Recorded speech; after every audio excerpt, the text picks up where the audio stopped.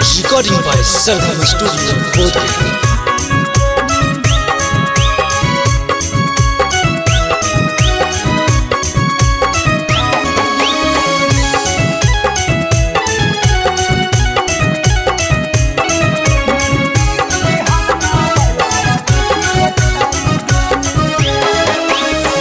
कइल हमर प्यार तू भुलाई गेनी गे, कइल हमर प्यार तू भुलाई गेनी गे।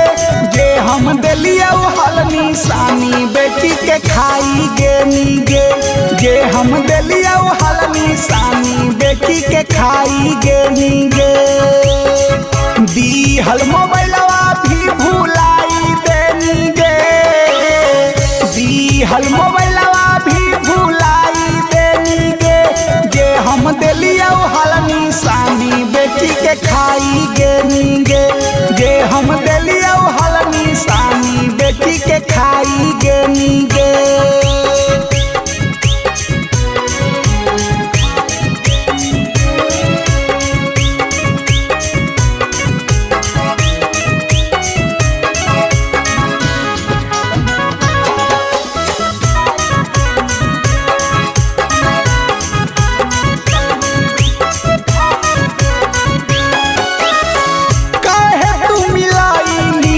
हमारा से हाथ गे मारा ही के रहौ जाबा छतिया पलाता गे।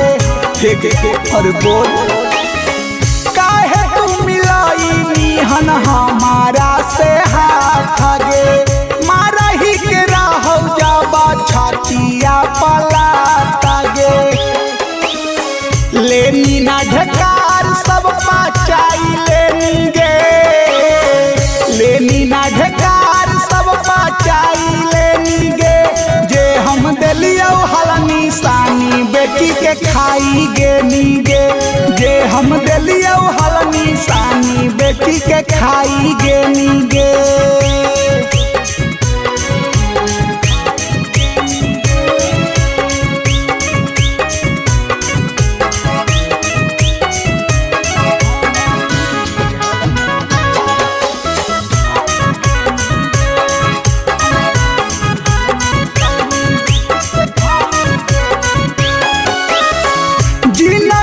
करबौ नाही तोरा मामा हगे पड़तौ हमारा दिहल सारा हगे। जिंदगी भकरबौ हम तोरा नहीं माफ हगे पड़तौ हमारा दिहल सारा हगे। गुलशन के जीते जी मुआई देनी गे, गुलशन के जीते जी मुआई देनी गे। जे हम दिलिया हल निशानी बेटी के खाई गेनी गे, जे हम दिलिया हल निशानी बेटी के खाई गेनी गे।